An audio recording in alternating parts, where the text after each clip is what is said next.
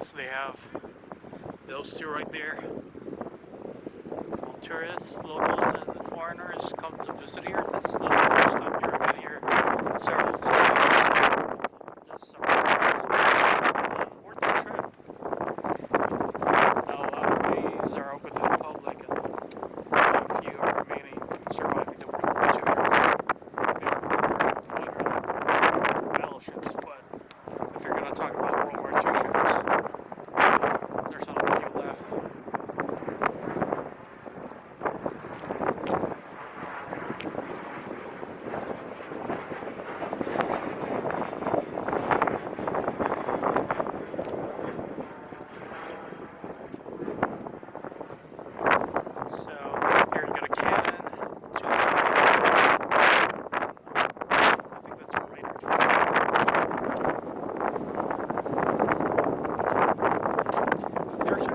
You can stay overnight.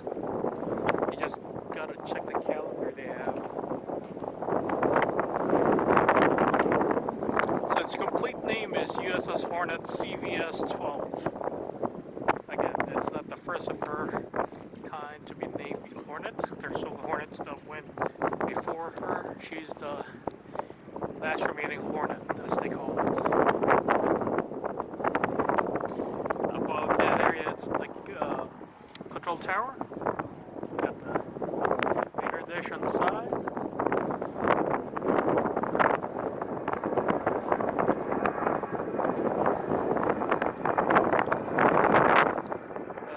The first time I've been here, a local guide told me that. Toured me inside that thing, the control tower area. But I haven't got the time to come back until this past few years.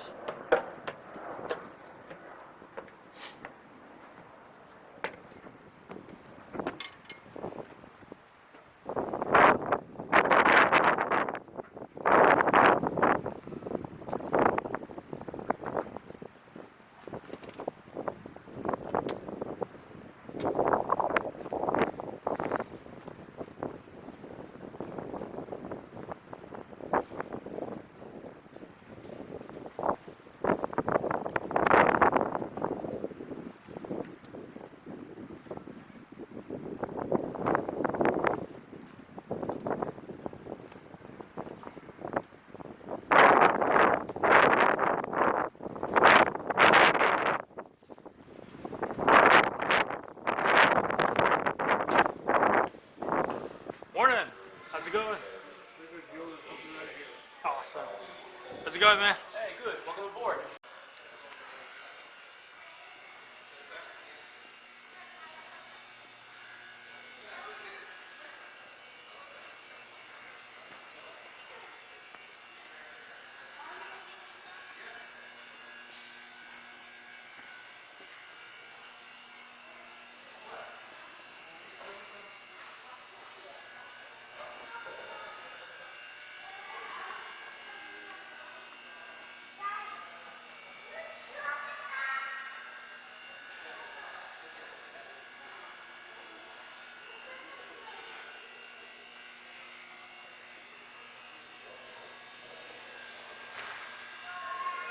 That's cool. You have the vintage books and whatnot.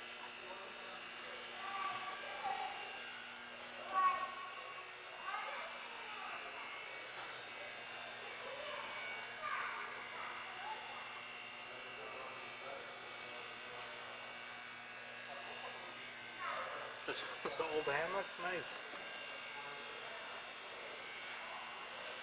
It's very sturdy. If it's back in the day to use this, and still this now it's only a few wear and tears, except stains. That's pretty good.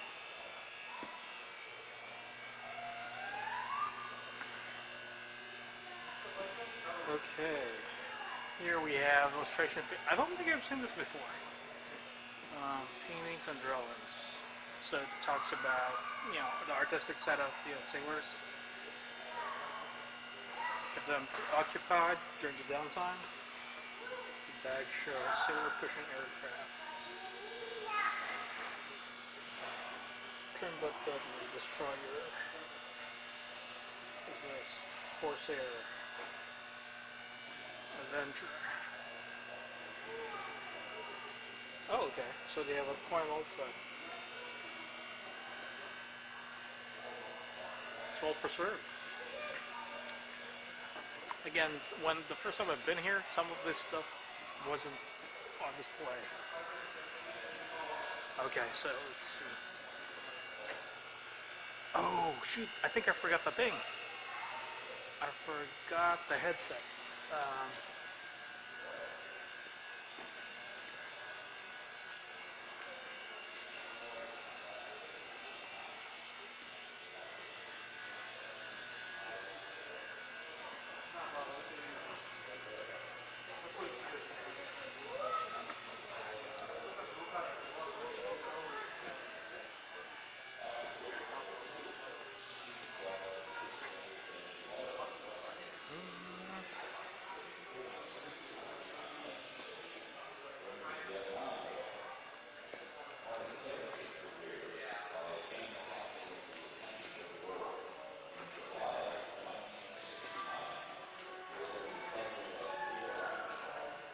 nope. Oh yeah, I forgot. Is the headset free or is there like a fee for it? Is what free? The headset? They're free. Oh, they're free. I forgot to pick one up. Thanks.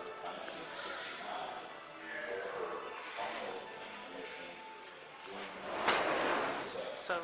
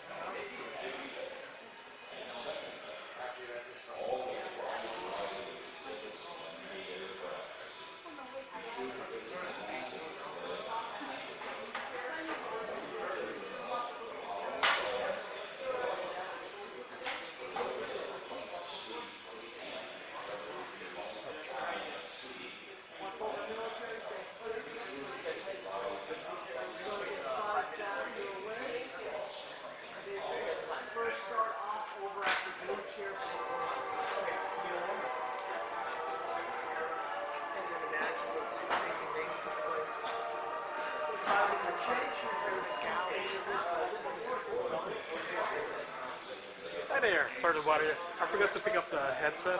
Okay, he's going to help you over Oh, there. cool. Thanks. How you doing? Our locker on ready. Where am I you guys next to? You want me to take, I can put, over one of those doesn't have a phone. The lockers are $6 up front. Check it out. Do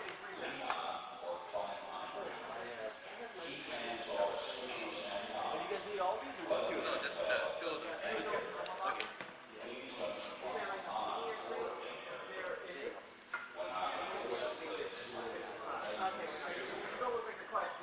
Oh yeah, sorry man. I forgot to pick up the headset thing. Oh yeah. Yeah. Do you want headphones? Oh yes. Okay. Thanks for showing me that video. No worries. Pretty cool stuff. Thanks man.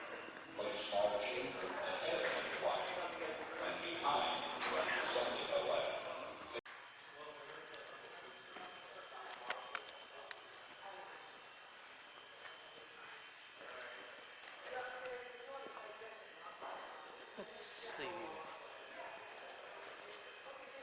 This one is 103.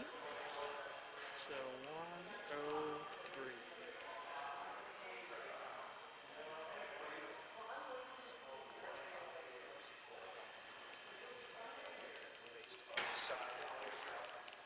It was introduced into the U.S. fleet in 1954 and served for more than a quarter century.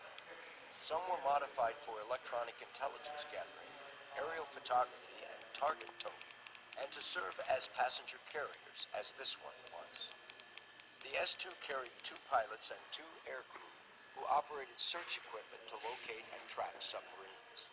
Weapons included air-to-surface rockets, torpedoes, and depth charges. The cruising speed of the S-2 was 140 miles per hour, with a ceiling or optimal altitude of 20,000 feet.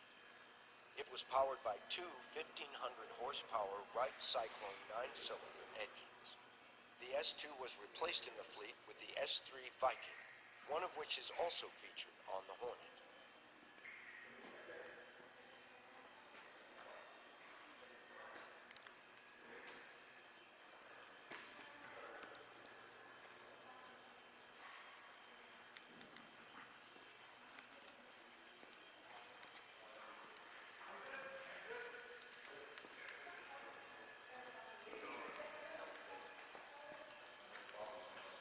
Those are big propellers.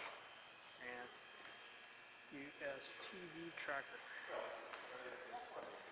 S2E tracker. 4-man crew.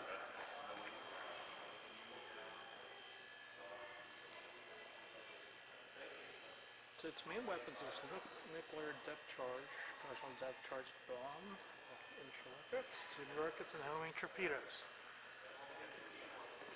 Whoa.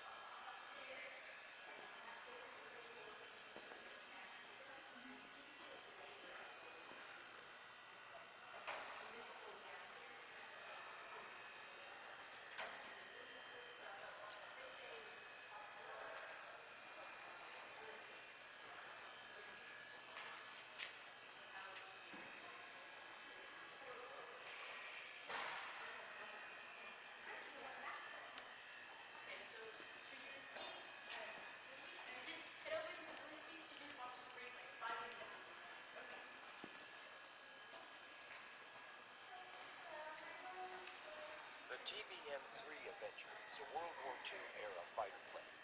It first saw action during the crucial Battle of Midway in June 1942. Notice the folding wings.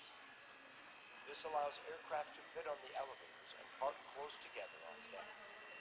The Avenger carried a pilot, a turret gunner, and a crewman who served as radio man, bombardier, and ventral gunner. The aircraft had a large bomb bay that could hold a single 2,216-pound Mark 13 torpedo, or up to 4 500-pound bombs. The Avenger was rugged and stable, and pilots like former President George H.W. Bush say it flew like a truck. It quickly became a favorite because of its good radio facilities. It flies like a truck? It was considered one of the outstanding torpedo bombers of World War II. Man, it must be a heavy truck.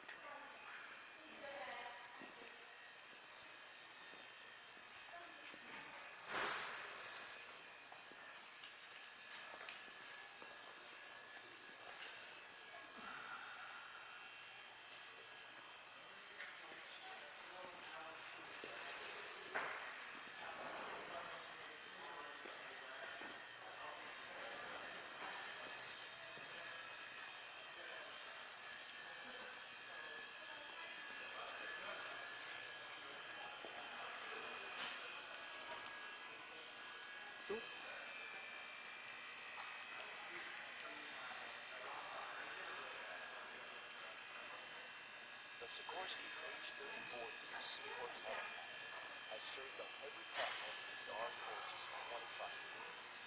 It has recovered astronauts, saved flood victims, fought fires, and transported specimens. It was one of the last piston-powered helicopter designs before turbo-powered bombers replaced it. Because of its reliability, the phrases "get me a hut" or "cut me a hut," meaning an H-34 Seahorse, became slang among U.S. Marines for "help me out." In 1961, a Seahorse copter was deployed to lift the empty Redstone 4 space module from the ocean. When its hatch prematurely detached, the module filled with seawater and the wind was too much for the helicopter. It was forced to release the module, sank in deep water, and was not recovered until 1999. The H-34 remained in service in the Army and Marine Corps well into the 1970s.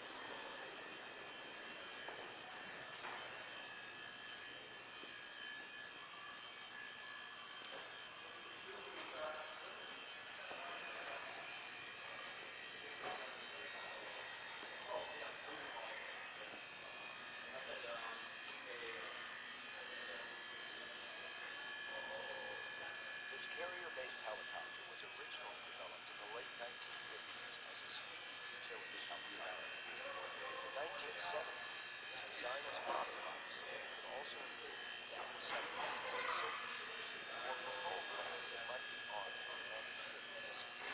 The Sea Sprite carried 2 pilots and a sensor operator. It was armed with guided missiles, dedicated anti-ship missiles, and torpedoes. The Sea Sprite served its 600 deployments and flew 1.5 million flight hours in the U.S. Navy. The Sea Sprite was retired in 2001.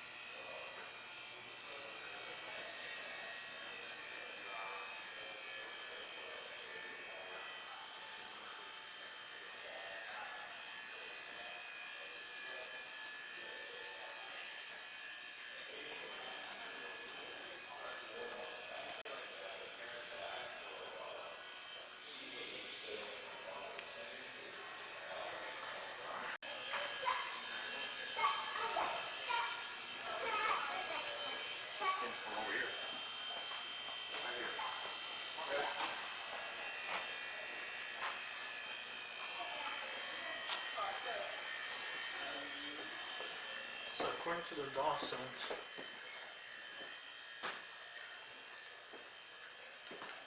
this is the one that runs to the hangar. So let's see now.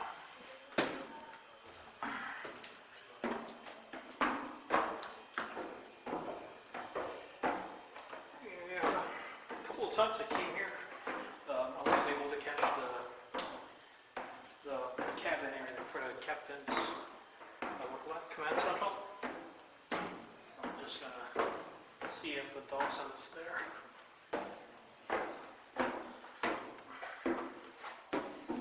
Ooh, there we go.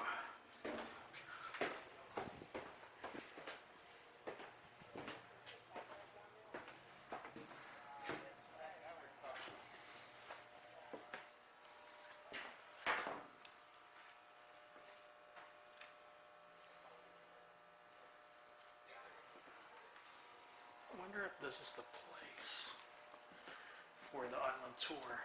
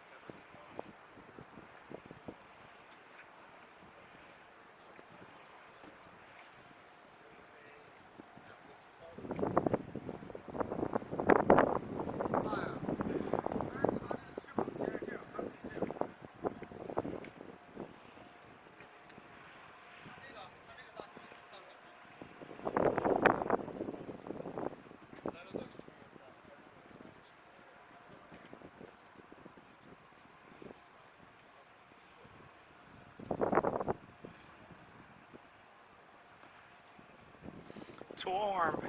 Pull handle to unlock. Raise handle. Rotate handle arm. Lower handle into arm dent. Okay, so that's how you arm it.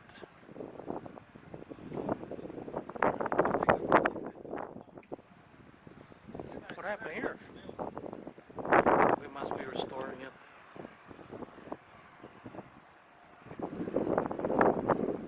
So that's what they call the island. I'm waiting for the tour to start, so hopefully it'll start soon because I'm also thinking of checking out the brig. Those are the two places I haven't been ever since I visited the Hornet for the first, second, and third time. I think it is our fourth or fifth time, I keep forgetting. I do try my best to come down here.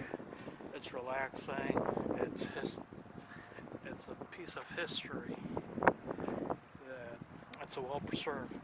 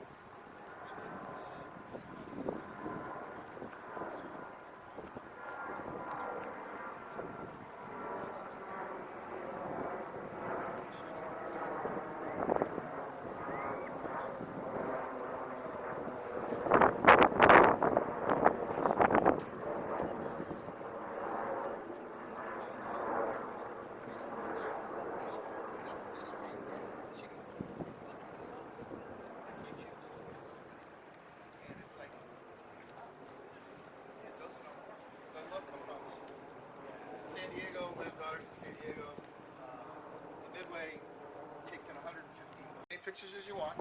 Don't hesitate to ask questions and all that stuff. I generally tend to start right here. And why do we start right here? Because this is why an aircraft carrier is here. We are launching and taking off airplanes. What you see behind me is what we call the laundry. Okay? You do not belong on this flight deck unless you're wearing one of those colors. Even a pilot just gets in and out of his airplane and leaves. Doesn't stand out here. These guys are the ones that work out here. It's still one of the most dangerous jobs in the world. A little bit different from World War II where we had propeller aircraft. to nowadays where we have jets. And by the way, none of those jets could have served on this carrier. They're too big. But it gives you an idea. We had to develop things like the jet blast deflector, which is behind the F4 right here. Because at full power, if you were standing behind that ship, that aircraft, and she hit full power, you'd be in the bay, about halfway to San Francisco. And if you were standing in front of it, it would literally suck you into the engine. Highly dangerous. Noisy. You can't hear out here. You can't communicate out here. You can barely walk out here. Just keep in mind, we need 30 knots of wind coming across that flight deck. So if I got a 15-knot headwind, I'm going to need the ship going at least 15 knots to make that 30 right at the bow. Okay. In World War II, we had propeller aircraft. We didn't use catapults because we really didn't need them. We had one on the left side or right side. But we used mainly, they would just run their engines up and around the deck. So I want to give you kind of an idea what it would have been like in World War II if you would have been standing here wearing one of those shirts. Okay? Sometimes it's called a ballet. Sometimes it's called a dance. And it literally is. And it's a highly dangerous one. Because with jets, unless that aircraft is, unless that aircraft is at full power, you're not going to get sucked into the engine. I mean, you don't want to stand in front, but it's still pulling in air. But we're moving things by tractors back and forth. In World War II, we didn't have tractors. We didn't have, everybody's been to an airport, the little tractors that move airplanes around, things like that. Now hear this. Church call. All guests So what and we did crew is are these guys invited still to moving around by attend their propellers. That's a non-denominational swinging ghillie tip religious that's services moving around that'll cut you in the up. ship's chapel The tips of the at propellers are 1 painted a p.m. color because when it's turning, Chapel you'll get a full colored located circle, whether that's a on the yellow starboard tip side or maybe half like the red of the one. ship. So Church call. we're going to spot the deck, meaning we're going to land and recover all of our aircraft. In World War II, the entire carrier wing took off at the same time. I mean, altogether, not at the same time, but you get what I mean. When we went on a mission, our fighters took off first, and then our Avengers that are down below, the torpedo or bombers, took off with them, and they went on a mission. We do things a little differently now. So when we go to recover the aircraft, we're going to recover them, hopefully all, that if they came back, we're going to do that. So, what's going to happen? The Wildcat, which was down below, the one to the left when you were in orientation, the little fighter, he's coming right this way. You always come on a downwind leg on this side of the ship, which is port side. He's going to go down. He's going to decide when he makes his break. And the other guys are going to decide when they make their break, because they're going to count to 25 very slowly. So he breaks. This guy keeps going farther and farther. He counts to 25. He breaks. Because we're going to land a plane about every 20 to 30 seconds. If we're lucky. The first guy he's going to be looking for is at the very bottom corner of the ship. You can't see it from here, but we'll see it up top. And he's called the LSO, Landing Signal Officer. His nickname is Paddles. In World War II, we did not have the electronic gizmos. Like right there, see the cones to the right of that is called the Fresnel system. We're going to show you some pictures up top of how that works. We can only land in daylight, okay? He's going to be looking at this guy. I'm watching you come down, and oh, by the way, I got an assistant right here, and he's going to tell me, look down, flaps down, gear down. If you don't have one of those three down, this is not landing right now. You're going to wait till everybody else comes down, or you're going to have to ditch. But we're not going to foul the deck if you don't have one of those three, because you're not landing if you don't have those three. So he's looking at your wings, if they're level, if you're too high, you're too low. There's 10 wires to pick from in World War II. You're going to take your airplane, as soon as he gives the cut sign, you're going to cut your throttle, you're going to slam down on the deck, and you're going to grab a wire. If you don't, if you miss a wire, there's going to be a net set up about right here, and you're going to slam into that net and destroy your airplane. And we just now shut down the entire carrier until you get moved. With jets, we have 4 wires to pick from. But because we have an angled flight deck now, World War II we did. As soon as that jet hits the deck, he goes to full military power. And if he misses a wire, he just bolters and goes around. Piece of cake. Life changed with the angled flight deck, and you can see pictures of it over here. And we'll see it more on top. So he's now just giving you the cut. You've just now landed your airplane. Out from the sides are going to be green shirts. These are catapult. One of their main duties is catapult and arresting gear. So what they're doing is your Wildcat just landed. There's your tail hook. It's going to grab the wire. You see the picture of what the wire, a section of the wire is hanging. It looks like a big smile. That's good for 100 traps, by the way. The 100th trap, they throw it over the side, get a new one. So he's going to make sure that hook comes disengaged. The guy in the yellow shirt is an aircraft handling officer. He's also communicating with the people up in primary flight operations. He's going to do this to you. It means put your tail hook up. So you're going to retract the tail hook. The green shirt's going to make sure that the wire comes disengaged. He's going to tell you to put your flaps up. So you're now putting your flaps up, and he's going to tell you to fold your wings. Now in a Wildcat, there's no button you can push. You got to have blue shirts. They're going to walk out there. They're going to unlock your wings, and then 6 on one side, 6 on the other. Are going to push your wings back. Your propellers are still going. You still got a full propeller moving. So your wings are now like this. The yellow shirt now tells you to move forward, because what we're going to do is we're going to spot you. You're the first one down. We're going to spot you all the way on the bow. For pilots, we call that the pointy end of the ship. The port side is on the left side. That is the first place we're going to spot your Wildcat. So this yellow shirt is going to send you to this yellow shirt. You're the first one. That yellow shirt is going to send you to a yellow shirt all the way at the bow. He's literally standing, and there's not the fence. The fence is there for us. It wasn't there in World War II or at any time. There's a small chain. He's going to back up into the chain, and he's directing you forward. Your propeller's moving. While you start going down the deck, out from the sides are going to be the grates. They're fuel handlers. They've got a fuel hose. They're following you. Out from another side of the ship are the armorers. They've got boxes of 50 caliber machine gun bullets. We are not going to wait for everybody to land and refuel and rearm. We're going to do it as we spot the deck. In World War II, we don't have that good a radar. It goes out about 50 miles. So we don't know if the Japanese are going to attack us or not. We got to be ready just in case they do. But because of the way we land and take off, we can't do both at the same time. Now, once we angle the flight deck after the war, we could do that. But we're landing now. So these guys are running off your planes. The blue shirts also had a set of wheel chocks. You see the chocks that are blocking the wheels on that T-28. The ship is moving. It's rolling. We don't have the best brakes in the world. So they're going to chalk up your aircraft just in case you can't stop like you're supposed to. So he's going to spot you all the way on the port side, the left side, as far into the corner as he can. Once he likes where you're stopped, he gives you the cut sign. So as a pilot, you're now taking off your seat belts, you're taking off, you're done for the day. You did your mission. And oh, by the way, if you had damage, you would have told somebody on landing, and they would have directed you to one of the elevators to get you down below. Otherwise, the ship stays up here. The airplane stays up here. No reason to put it down below. Not a room.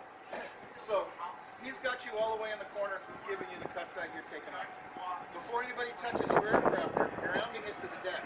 You're taking a wire and the grounding, and you're flipping on the landing gears somewhere. And you're flipping on the you're going to refuel until we eliminate that static electricity. So I'm getting out. The next guy that shows up is a guy that's completely different than everybody else. Because the blue shirts and the red shirts are now working on your airplane. And oh, by the way, by that time, another aircraft has landed and he's moving. And another one is about ready to land.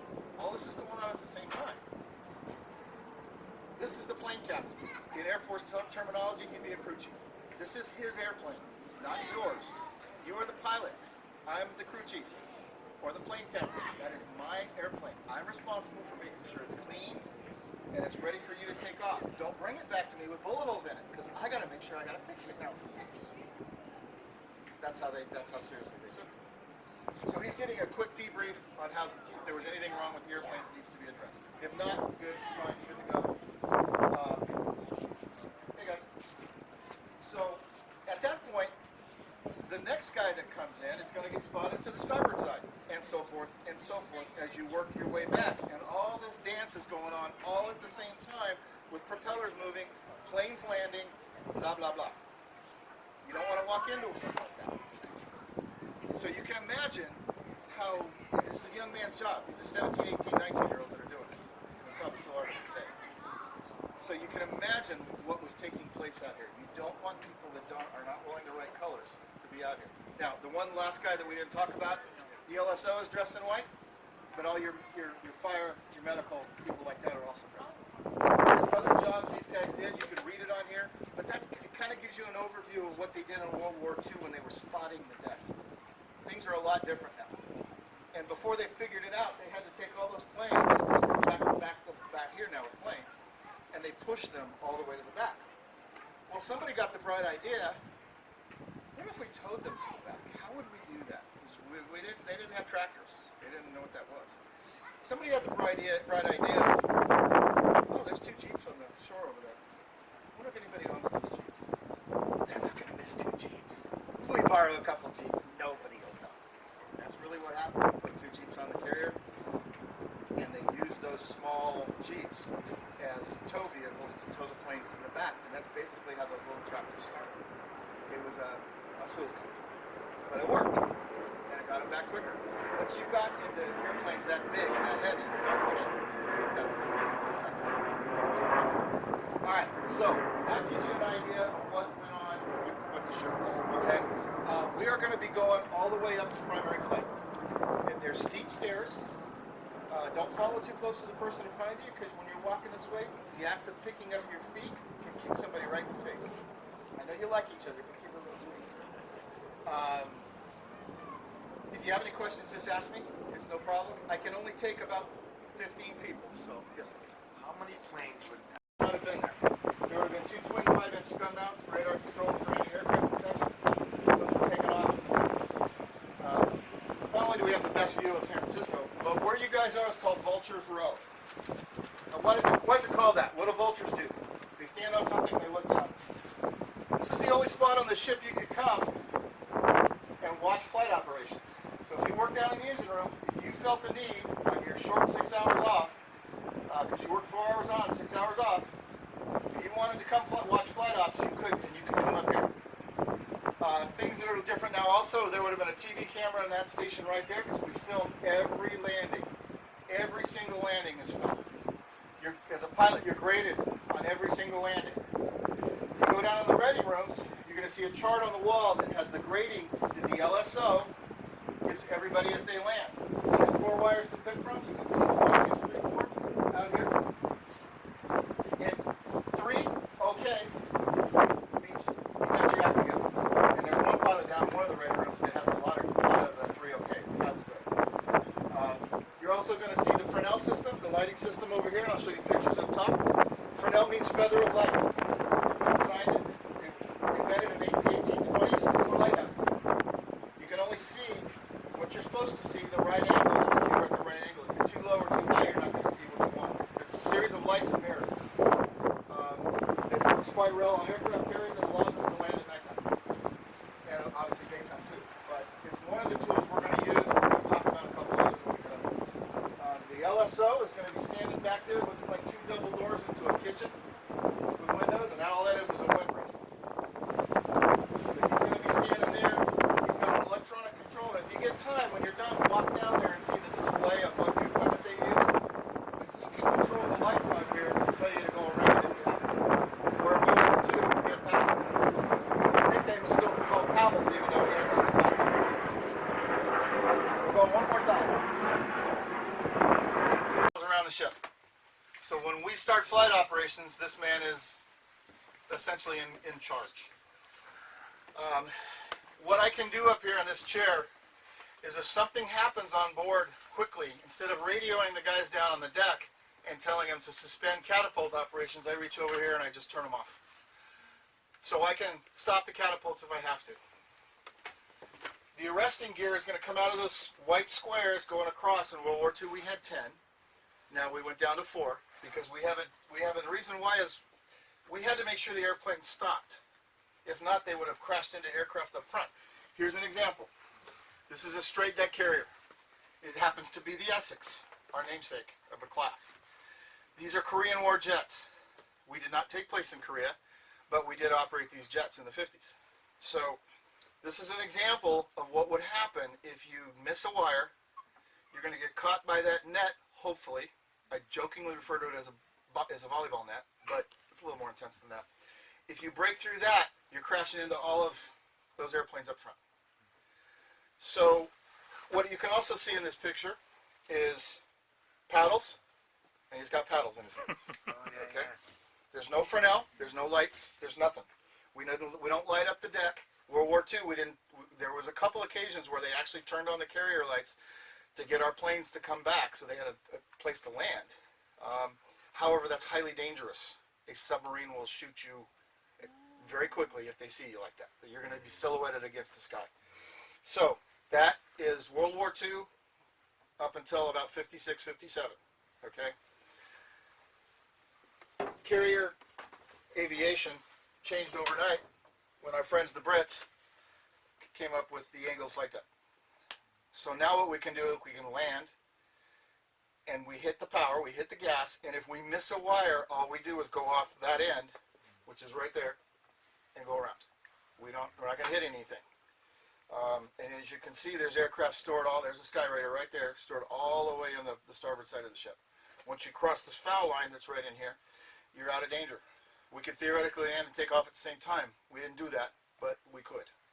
The big carriers, which are much wider than this, much longer, they also have a catapult on the angled deck, if necessary.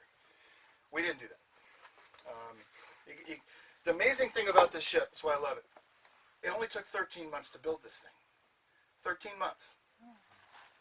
We can't do, there's no way you could do that nowadays, with all the regulations and red tape that go into things. We did a lot of amazing things because we had to. And the prior class of carriers that were before us, and this was really only the second class of U.S. aircraft carriers that were commissioned. You know, the aircraft carriers were new at the beginning of the war. You had the Enterprise, the Yorktown, the Lexington, Saratoga? Yeah. And all of those were sunk, except the Enterprise. They all went down. So we had to build these things quickly. And we built, I believe, 12 of these during the war. The last Essex class, I think, was the Oriskany, which was 1950, I believe. So we got our money's worth out of these boys. And they were essentially cookie-cutter ships, but still 13 months. You can barely build a house in 13 months. And done without computer aids, graphics, pencil, paper, and slide rules, you know. So you can kind of see what happened with carrier aviation. And oh, by the way, Paddles doesn't have paddles anymore. He has a trigger in his hand that's going to light up these lights. This is what a pilot wants to see right there. There's Fresnel. The ball's in the middle. The lights on either side are even. That's what she looks like right there. So that's that system right down there. So these mirrors can only be seen at a certain angle. And this is the one we want to see right here. If Paddles doesn't like us, he's going to hit his button, and those red lights are going to flash. That means you go around. You have no choice. I don't care if you're out of fuel. I don't care if you're hurt. I don't care if you're tired. I don't care if you got to go to the bathroom. You go around. You don't disobey the paddles. I know it looks like Fresnel, but it's pronounced Fresnel. The other system we have, and this is the picture of F-18. So the F-18 doesn't have dials and speedometers and things like that. It's basically a video game. We have this inside of our cockpit right here. So I'm looking out the gun sight, and I see this little thing right here. There's 6 knots of airspeed between too fast and too slow. So if I'm coming down at the right speed, I want to see that. But what that's now letting me do is I'm looking out my cockpit, I'm looking through my gun sight, and to the left, I see this, and to the left of that, I see Fresnel. So, and then by the way, if it's at nighttime, the whole center carrier is lit up. The center line of that is lit up. So I don't want to be looking down. It's the last thing I want to do. But if I'm doing everything that these pieces of instruments tell me, I'm going to land the ship. It's going to land. Now, if Paddles doesn't like what we're doing, well, how does he know we're at the right speed? Because he's just looking at us. Well, he's got good judgment, but he's also seeing that. Well, how does he see that if that's in the cockpit? Because when we drop our landing gear, there's another one of those. In the Skyhawk, it's in the wing root, I believe. If you look at one of these, I can show you where it is on the Phantom. But he's going to see that same set of lights, and he's also talking to me on the radio as I'm coming down. So he sees the same thing I do. And if he doesn't like it, for whatever reason, he's going to hit that button, and those red lights are going to flash. I'm going to go around. But I should be coming down, and I should hit the carrier. And as soon as I hit the carrier on a jet, I hit full throttle. And if I miss a wire, the worst thing that's going to happen to me is I'm going to get a lot of guff from my squadron mates when I get back to the ready room. And trust me, pilots are very competitive, and they will give you the guff. should we have an issue, and I apologize for this picture, it needs to be redone, but the nets now, instead of coming out down here in World War II, because we want you to scrub off speed on a propeller airplane, and the net will catch you here. We want to catch you back here. So that tower, the red and yellow tower, there's another one on the port side. Takes about 100 guys to deploy that in about 3 minutes. So we know you're coming. We want to stop you back there because if you keep sliding, you're going to go right off the angled deck. So we got to stop you back there. And we don't know why these planes are being stopped because were you to look at these photographs closer, they have trapped the wire. So they've actually caught the wire. So why did we need to destroy the airplane by catching it like this? I'm just guessing. Chances are we had power issues. They couldn't make full power to go around again. So that would be a good enough reason for us to trap the airplane. But I don't know, Scotty, these planes are done when they're trapped on the net, aren't they? Yeah. You stress that wing root so bad. And that one is the same airplane that's up front. Okay. Yeah, it's done. It's a parked plane. Just like that. Just like that. So this is pry fly.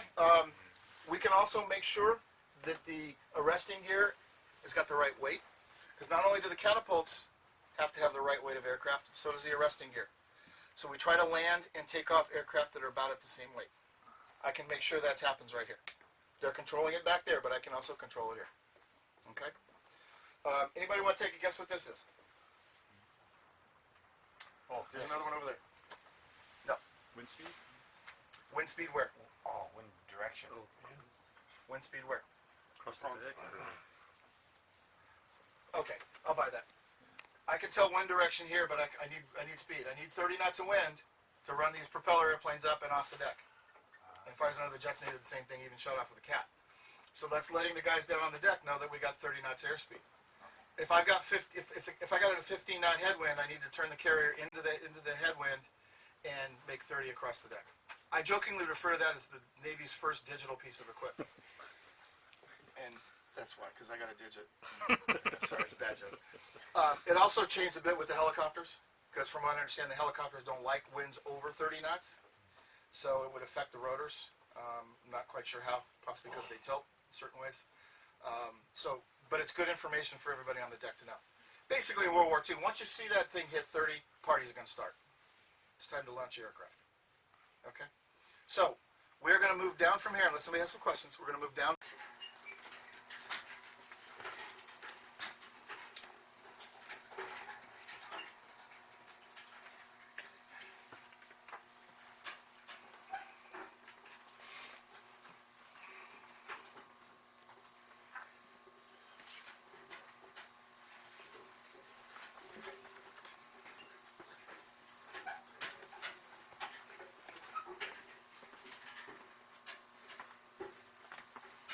Okay, this is navigation.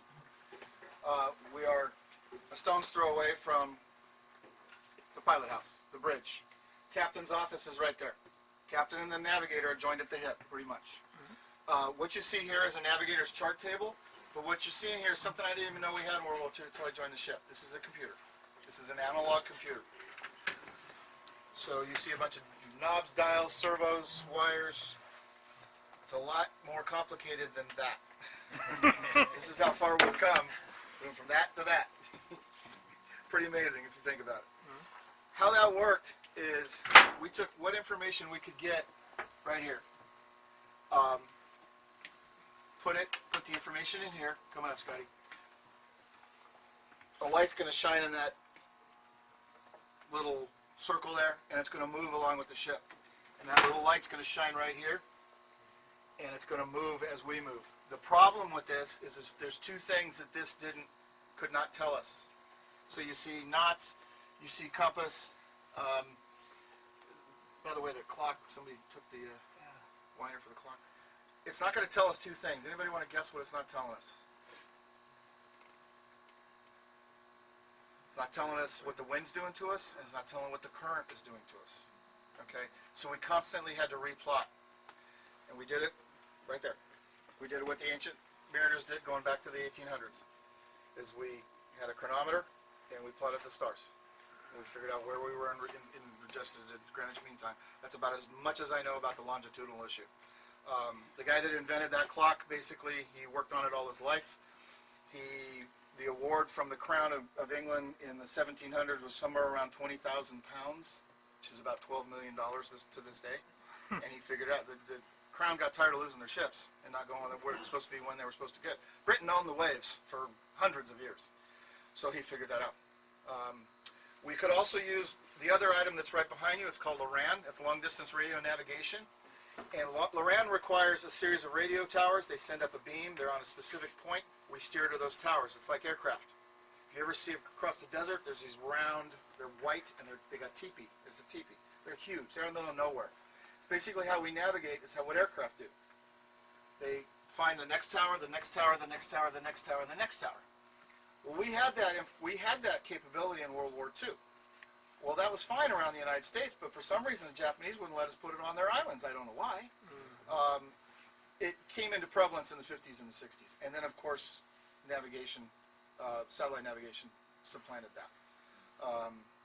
So we kind of had to figure out where we were and constantly replot. And that's what these guys are doing. The quartermasters are going to be doing this, but the navigator, who's very good in math, and I wasn't, so that's as good. You got my knowledge right there. What else we got?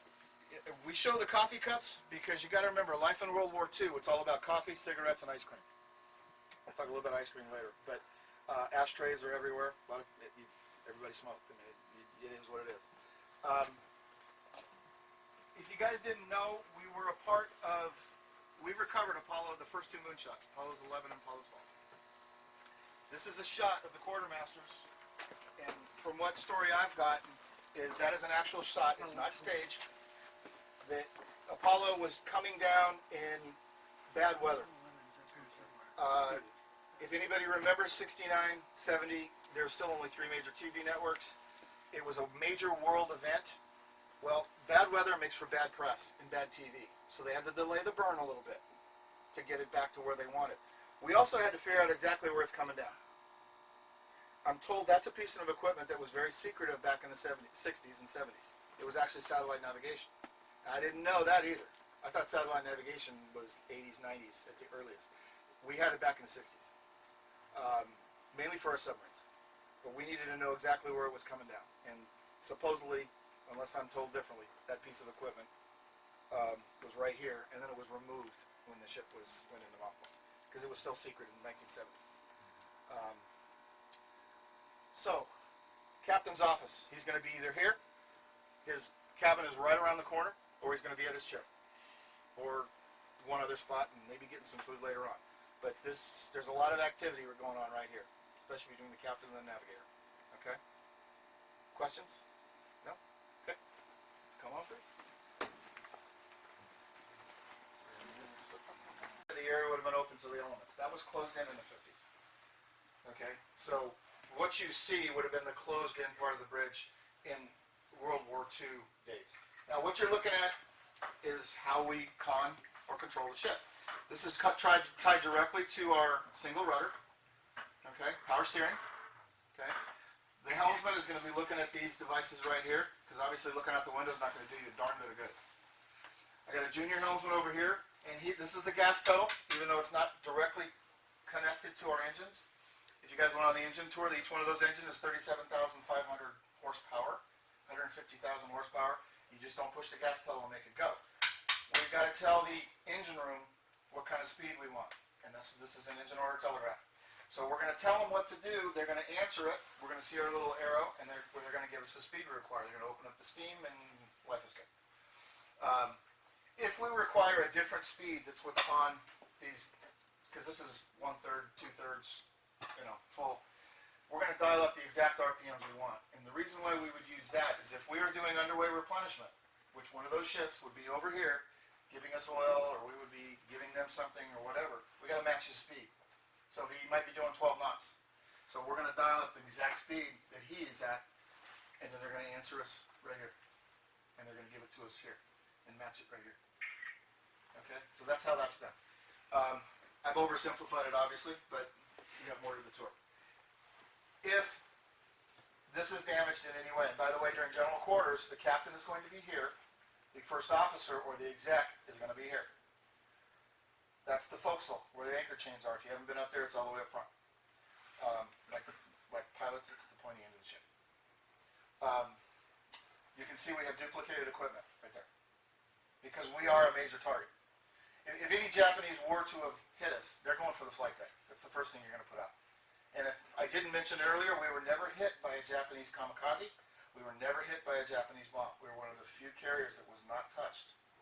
And we were out to sea for 16 months after the last 2 years of the war, we were out there. We never made it back to port. So all those kamikaze attacks that were hitting everybody else, they never touched the Hornet. They got close, but they never touched it. I apologize for the small picture, but if we were doing underway replenishment, that's what you'd see. You never want to stop in the middle of the ocean because you stop your target. Okay? So for the same reason we don't turn on our lights, we don't stop. So if we need something, or we need to transfer something off the ship, we're going to do what's called an unwrap. There's a chair over here. When you walk around, you're going to be able to see it, and that's where the captain's going to sit during the unwrap. Always done on that side, as far as I know. In this bottom picture, there's 3 ships. And I've been told by other docents during Vietnam, there was one instance that he got so close to the next ship, because he was offshore the deck, you could literally touch the ship next to you. But you're moving, you can't stop. So that's what's going on. It's called an unwrap. We have bunker oil, and they told you down in the engine room that bunker oil is about as close to dinosaurs as you're going to get. It's thick, it's gooey, it doesn't move unless you heat it up to about 350 degrees. So if we had to pump oil, they would take the hose, they would jam it down in one of the voids or the storage tanks, and they would pump oil. Now, as that oil gradually raised, so did the hose.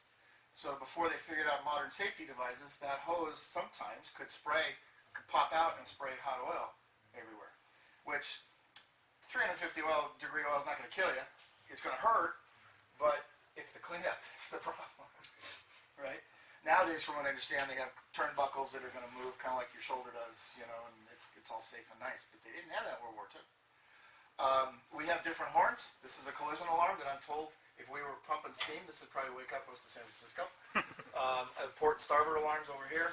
The chemical alarm. Just all kinds of things. By the way, you guys know what a sound-powered phone is? I know you do, but these are sound-powered phones. You see these all over the ship. And the best way to describe it is when you were a kid and you did one of your very early science experiments. You took a tin can, your friend took a tin can, he stood about 20 yards down the way with a string, and you tightened it and you talked to each other. And that sound waves bounced across that string. It's the principles of a sound phone. We don't need power to make it work. When you come around the corner, you're going to see the captain's sea cabin. So he's got a desk, a bed, a shower, and a potty. If he's not in there, he's over there, or up there in the front, or possibly touring other parts of the ship. But when times get busy, he's going to be right here. He's not going to be going anywhere else. Okay? So we can come around this way.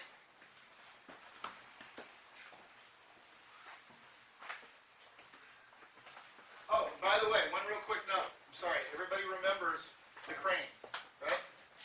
Oh, yes. Yeah. Here. Let me go back in a second. Go back in. I'm sorry. It's one of my favorite parts. I got to tell you.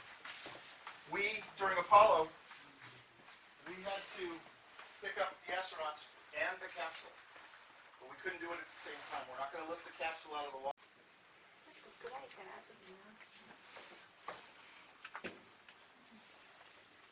We good? Okay. We're going down one level.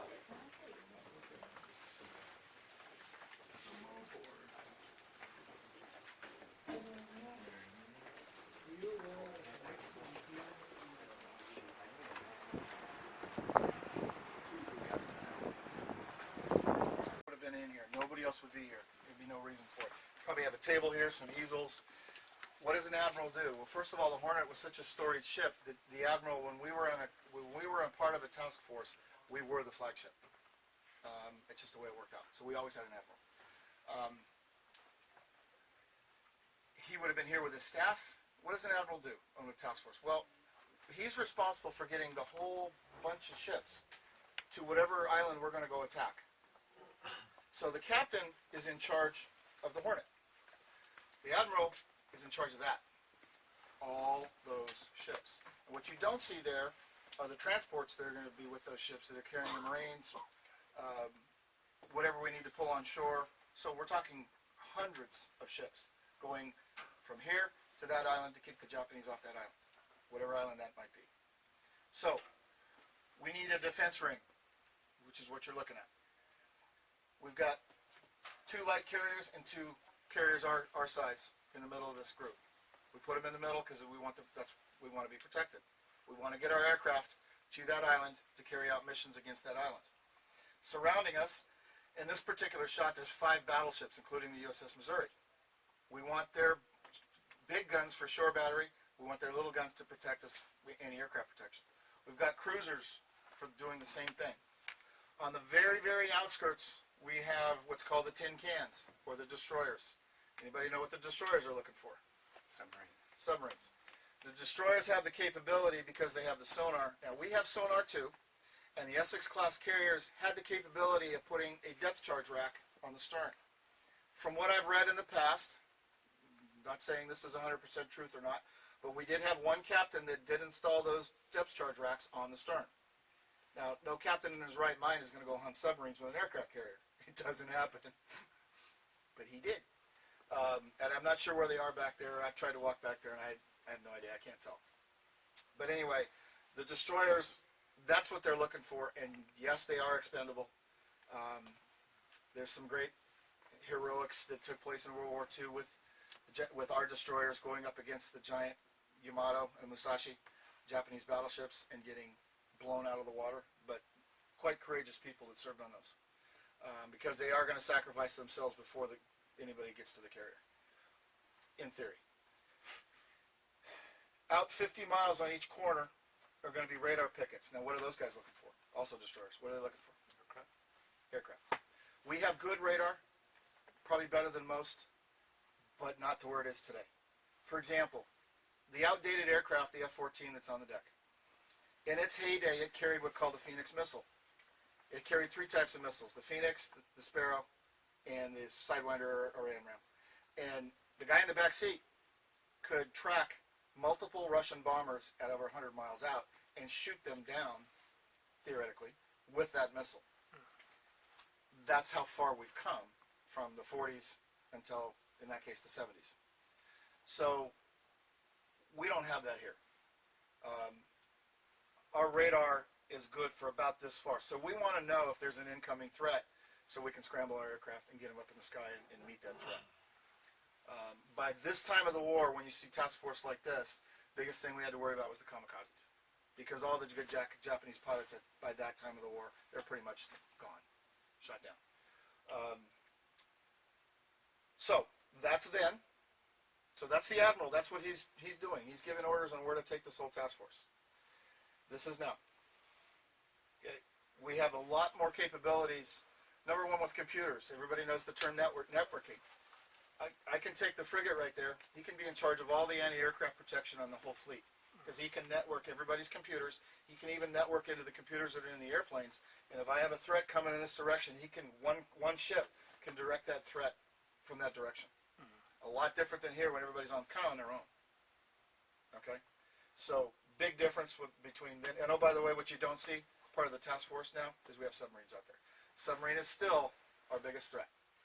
The newer submarines, the diesel boats, when they're running on electric power, it's almost impossible to hear them. So they are still your major threat. Now, I'm told by one of the docents, everybody, if you don't know, we played games with the Russians all the time in the 60s and 70s. It was the Cold War. We were always threatening to shoot them down, and they were threatening to shoot us down, and so forth. But I'm told one story was a Russian boat. They were seen by a Hawkeye or a tracker, I don't know which. That boat surfaced right there, right behind the carrier and right in front of the ship that was behind the carrier. So he had a firing solution on the carrier as well as the ship behind him because they saw the mast sticking out of the water. He got in that close. I don't know how you could, but he did. So there's still that game that goes on. Our submarines actually play with the carriers all the time. See who's going to get caught and who's not going to get caught. It keeps you sharp, I guess. There's us in white. There's a super carrier in black. It's a really good example of the size. And they have to be that big now. They really do. And, you know, we're no small chicken. We're 900 feet long. We carried 80 aircraft. We had, what, 3,000 people? I mean, you can double that on these guys. So, a couple of quick stories. I'm going to let you guys loose. There was quite a character admiral that served on this ship. His name was Joe Clark. His nickname was Jocko. His picture's on the desk right there. Jocko, when you get to the admiral's rank, it's like being a general. You're a politician. You got to please everybody. You don't get to that flag rank unless you are good at what you do. Mm-hmm. Jocko was more known for being a sailor's admiral than an admiral's admiral. He pissed off a lot, he made mad a lot of his fellow admirals. He was the first Native American. He had about, I want to say, 1/16 Native American blood in him to go all the way through Annapolis and make it to the flag rank of admiral. The other thing about Joe Clark, he was not a pilot. And to get to this stage, by the time we launched carriers, even to be a captain, you had to be a pilot. You had to know how to fly an airplane. Joe was kind of a character. He walked around this area that you see right here, not all the time, but he was known to walk around in his pajama slippers and a bathrobe. But he did have his admiral hat on. Who's going to tell an admiral he can't? Nobody.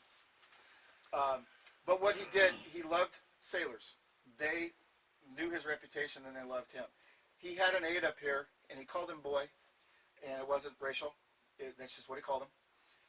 Boy was swapping the deck one day, mopping, and Jocko didn't like what he was doing.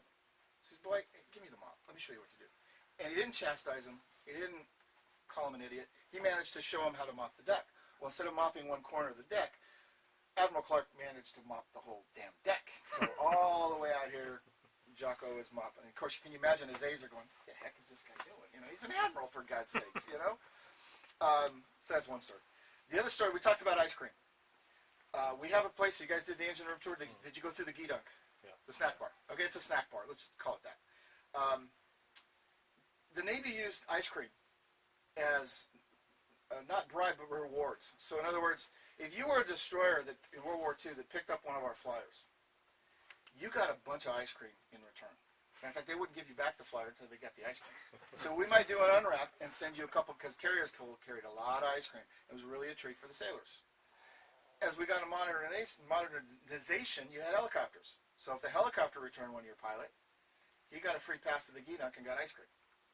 Well, the Gee-Dunk is a little different than the mess halls, because the admiral has his own eating quarters, the captain does, chief petty officers do, the officers do, and the seamen do.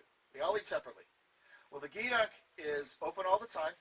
It's a snack bar. So when you just come off your 4-hour engine room duty and you're hot, you're tired, you want a 25-cent Coke, you can go into the Gee-Dunk. You don't have to be dressed for the mess hall. You can go wait in line because there's no rank hazards privileges. There's none of that. So you can go get your Coke. And it's Navy tradition that there's no rank hazards privileges. So we got a line of sailors in the Gee-Dunk waiting for their ice cream or Coke or whatever. Guess who's in the back of the line because he just walked into the room? Joe Clark. Now, can you imagine the poor sailors that are standing in front of this guy? My God, the admiral's behind me. What the hell do I say? You know, hi. Yeah, I mean, what do you say to an? Because you don't. Correct me if I'm wrong, but you don't talk to officers unless you're in trouble. You really don't talk to an admiral, right? So you got the admiral back there. Okay. So out from the corner, because from this side, if you remember, the snack bar was where the officers would have been, the flight territory. Come two cocky flight lieutenants. We'll call them flight lieutenants. I'm not sure what their rank was, but they're brand new to the ship. And being pilots, they're cocky. You want a pilot to be cocky. You want him to think he's going to shoot down the entire Japanese Air Force by himself, and they think that. But they walk in and they don't know the tradition of the Gee-Dunk. So they're walking through, and they look at the first few guys back over here, and they go, see, I outrank you. I say, I outrank you. I outrank you. They just cut in line. So everybody go, hey, what are you doing? You can't do that. You know, fingers start flying and this and that and, you know, this and that and the other thing. And they go, yeah, whatever. We're pilots. You know, we're the cream of the crop, man. Well, guess who comes walking up from the back? Jocko. Now, can you imagine the eyeballs of those pilots when they saw Clark walking up to them? They got about that big, right? And basically, Joe Clark looked at them and go, you two are confined to quarters. I will call for you when I'm ready. And I'm not sure the exact time. Let's call it 2 hours. Within 2 hours, they were off the ship. Gone. Kicked off the ship. So, that's 2 very expensive pilots, because you got to train them. Pilots that you need. But Jocko thought so highly of his enlisted guys who just came out of a 130-degree engine room, 120-degree engine room that wanted a Coke. He was not going to let 2 cocky flight officers or pilots step on his sailors. And if you don't think that didn't get around the ship faster than a wildfire, you're crazy. Everybody has seen the water towers, the drinking fountains, right? Those are called scuttlebutts. Everybody recognizes the term scuttlebutts. Well, that goes back a lot of years. The butt is the facility that holds whatever liquid it is. The scuttle is your ladle. Well, that's scuttlebutt. Somehow that got morphed into what's the current rumor. You know, nowadays at Google, it's the Keurig machine, and you're waiting for your coffee latte. But back in World War II, it's a damn waterfront, and you're going, did you hear what Jocko did? Did you hear what the Admiral did to those flight lieutenants? He kicked them off the ship. And that's how fast it got around the ship. I kid you not. I wasn't there, but that's why it's called scuttlebutt. And there's what, 300, 400 of them around the ship? You know? One last story, and I'm going to kick you guys out of here, because this is one of my favorite. It's nighttime. There's nobody up here. This room is dark, pitch dark. We got a couple officers up front. There is a seaman that has been ordered to take an urn of coffee and put it on that desk right there. But what you're not supposed to do is come that way, even though that's the easiest way in. That's Admiral's quarters are through there, and his aides are. You don't come that way. You come around this way, off to the side. There's a door around the side here. He was told to bring the urn of coffee up that way and don't come that way. Well, it's nighttime, and this guy's going, nobody's going to see me. I'm just going to take the shortcut. I'm going to go right through there. Because it's easier on me. I got this thing of coffee here for these guys that are working. So he comes through the door. He goes walking. It's a pitch dark deck. He goes walking through. He steps on somebody. You blah, blah, blah. All of a sudden names start flying. He literally steps on somebody that's laying down on the deck.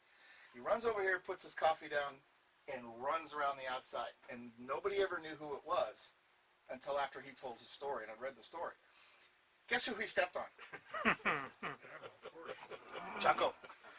Jocko wanted to be, instead of his cabin, which is literally right over here, he wanted to be, for some reason, he wanted to be close to where things were going. So he had put a little bunk right down here. And that poor guy got stepped on. Now, if they would have found out who it was, God help that man. But they didn't. But he did tell his story. So, I'm done. I want to thank you guys for the time. I'm going to ask you, if you don't want to take pictures, there's not much to see around the front. There's the Admiral's chair off to the left. That would not have been there in World War II. That would actually have been a gun battery in World War II. So the Admiral's bridge would have stopped right in here, as the captain's. So you can see the navigation aids that he had here, charts and tables and everything else going on, and an encrypted phone system that would, again, was installed probably somewhere around the 60s. So we're going to go right back down those stairs. If there's a chain at the bottom, just release it, and you're free to go. Thank you for your time. Awesome. Thank you. Thank you. Appreciate it. To entertain their wives on the ship. And that one little restroom right there where it says guest WC or water closet, that was actually the one restroom on the ship that was for females, for the officers' wives that they'd be able to bring in. Okay, so I just stopped here for a moment to show you something. You may wonder as you wander around the ship, am I ever going to be able to find my way out of here? Okay, a lot of it looks very similar, and many spaces, 1,400 different spaces on this ship. If you are a sailor, you're going to know how to decipher these. Okay, this is essentially a placard, yellow on the wall, on the bulkhead. The A is telling you you're in the forward section of the ship. A is forward, B is central, C is aft. That 2 means you're on the second deck. The fact that that's an odd number means you're on the starboard or right-hand side of the ship. The L means you're in a living space or a passageway. Third division were the people that maintained this space. Frame numbers for this particular compartment. The hatch over there is frame number 50. There's a frame every 4 feet coming back from the forward end of the ship, counting back. So if you take 50 times 4, you know that that hatch is 200 feet back from the very front end of the ship. Okay, so In looking at this, if you know what you're doing, you can basically pretty well figure out where you are on the ship. And for example, if they call out a fire, flying squad, a response to a fire on the ship, they're going to give that number right there, and they're going to expect the sailors to know where to go. Okay? Let's follow me. Keep going. Okay. Sometimes I have people that wander off, and there's an issue with that because see all these electric lights around you? I've been working a couple times now on this ship when we had power outages. If there's a power outage, sometimes it becomes like a coal mine down here. I have 3 lights, and it's my job to get people safely out. I can't really do that if I don't know where you are. Okay, so please stick together. The other part of it is, please feel free to ask questions. If you see something that looks unusual to you, someone else is also probably wondering, well, what's that? You know, it would be a good idea just to say, hey, can you explain that? I may be able to explain some of it, not 100%, but we'll do pretty well. Okay? So this is a weapons area. Close to us, around the corner, are a couple of weapons elevators that they would use to actually bring the weapons, such as what you see in there, up from the magazines of the ship. You don't store your weapons at this level. You store them much deeper where they're protected. You bring them up to this level. You might actually set them up with fins and fuses and things like that. And then you use additional elevators to take them up to the hangar deck and the flight deck so they can be loaded onto aircraft and set off. Okay? So this is a pretty busy area down here. So let's head this way. We carried a particular type of weapon, and I can tell you it did. They were known as special weapons, but in reality what those are is nuclear weapons. We couldn't really use the term nuclear weapons. They were just called special. Okay? In the early 1950s, the Hornet was fitted out with a special weapons unit. The elevator that's over there comes up from that unit, and then this elevator would take those weapons up to the hangar bay right across from where you had orientation. Okay? It could be a 10,000-pound nuclear bomb that would be handled by these elevators. Okay? And in the early days, they had an aircraft on the Hornet known as the A.J. Savage that basically not only had 2 radial engines, but it had a jet assist in the tail, and they would set that aircraft up on the catapult to be able to launch. The aircraft was so large that when they folded down the wings on the aircraft, it had a 75-foot wingspan, and it basically definitely could take off, but we're not sure about its ability to land on these ships. They could only fit maybe 1 or 2 of those on this size of aircraft carrier, and they were too large to ever bring down into the hangar bay. Okay, so unusual. Those nuclear weapons were never used from this ship, but the ship did have the capability of that and carried through areas like this. Sailors like myself who did not work with these, we would not see them. Basically, everything was kept shielded, so you really had not a whole lot of knowledge of what was going on at the time. Okay. Any questions about that at all? So if you were a sailor, you were designated to one area of the ship, you couldn't go to other spots on the ship? Very often you were kept out of particular places. You couldn't really tour around the ship. So I was in engineering. I'd be way at home in generator rooms, engine rooms, fire rooms, things like that. If I showed up on the bridge where the captain was, or even on the flight deck where I had no business being, they'd know it immediately and they'd sort of escort you off. But you learn where you can go and where really you shouldn't. Okay. Yeah, it's funny.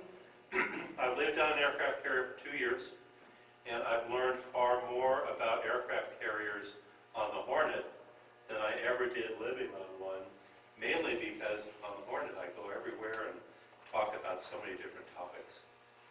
Okay, so let's head over this way.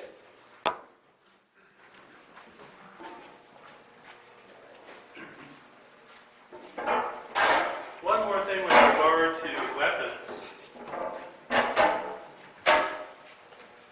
This is an actual sign that came off of one of our aircraft carriers, and it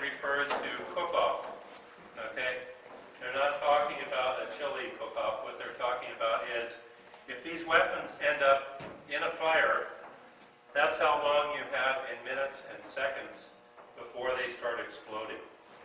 Okay? A little bit earlier, I talked with one of our guests about USS Forrestal and the fire that occurred on the flight deck of the Forrestal. They had 1,000-pound bombs that were going off on that flight deck, and they started exploding after only 90 seconds in fire. So basically, you're in a ship that's filled with fuel and weapons. You have to be extremely careful. Most of us that served on these ships did go through firefighting and damage control schools just to be able to deal with situations like that should they come up. Okay?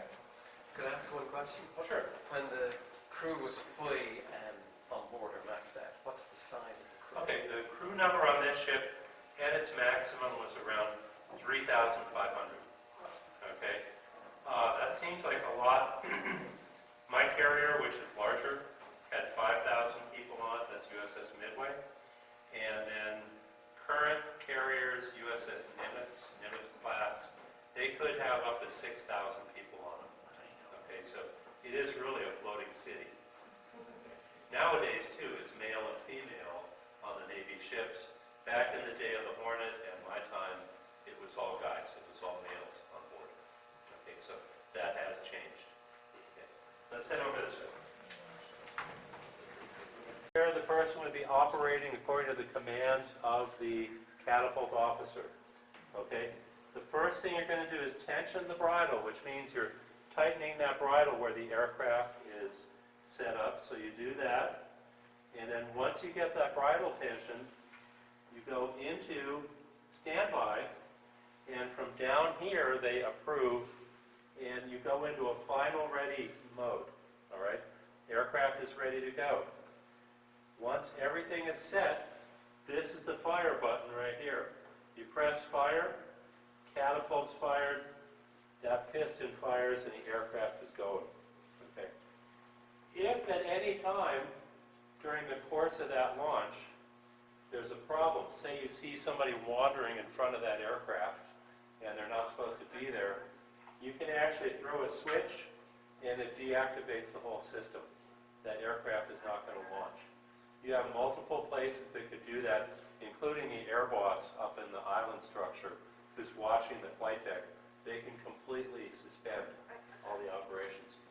Once you launch, though, you need to retract this catapult into a firing position again. You pull this down, you hit this, and what will happen is that eventually the entire catapult resets and that light will come on when it's in the firing position again. This catapult could launch an aircraft once every 3 minutes, and there were 2 catapults up there.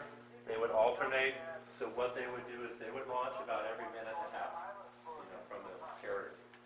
Okay?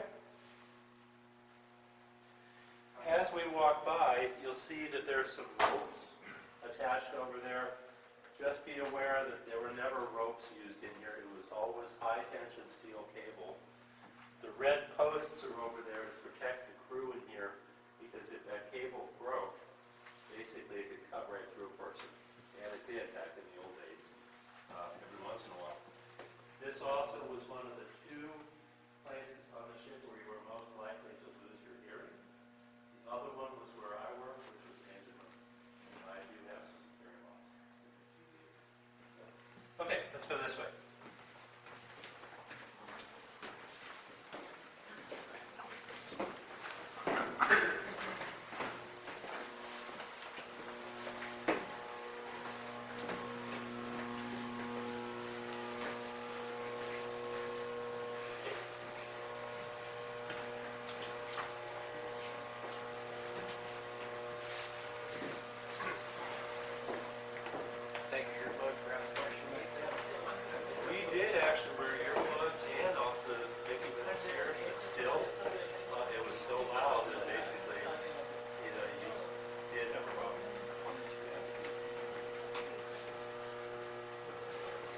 Funny thing is, when I give tours to other people who did what I did back in those days, yeah, they're all here like, yeah, I got it too. I got it too.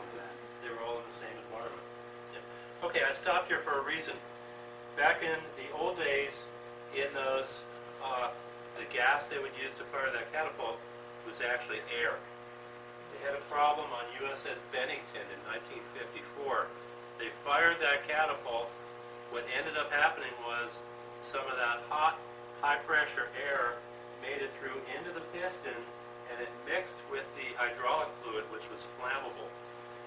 It exploded in diesel ignition. It blew the top, all the piping off the top of the accumulator, and the forward part of the ship filled with an oil fog. Once that fog hit a spark, boom. Okay. On the Bennington, about 100 people were killed on that day. Okay. After that, the Navy said, hey, there has to be a better way to do this. Nitrogen. Okay. There's a plant down below us that is actually manufacturing the nitrogen and oxygen for the ship. And after that, they would use nitrogen in those catapult systems because it's non-combustible. It's not going to have that same problem. Okay? How does it feel when I get them with Cool, I learned to print off of this in the corner. Individual typesetting, I don't think they do that anymore. Actually quit. Where I come from, Yeah. I see there's a darker right along with Yeah, the darker Would that be from some of the photos taken by the planes? could very well be. Yeah. So if you've seen the area, just come on or pull up the guys. So do we still have more people? Yeah, we have more people on that one.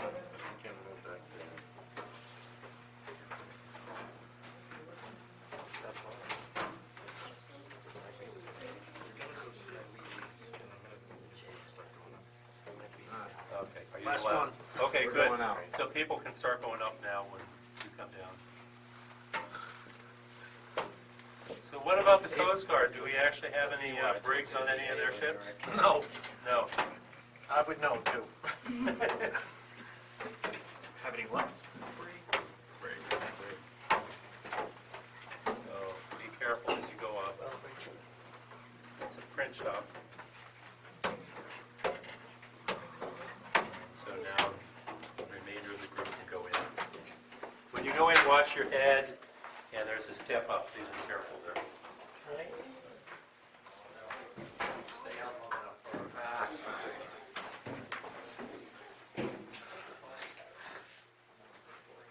You know what it is? We're on the fourth deck right now, which is the harbor deck.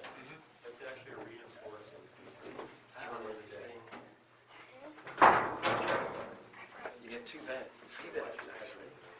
I think it's 3 beds. 3 beds. 2 beds for 2 people and then 2 beds. Yeah, we did on the ships also have what was known as the plan of the day, and it always told you what the ship was doing. It gave little weather, it gave news from back home, it gave sports scores. So all kinds of things.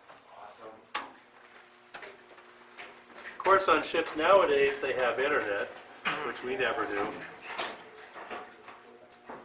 Not even when I started. How do you punish a sailor nowadays? You take away their high-speed internet.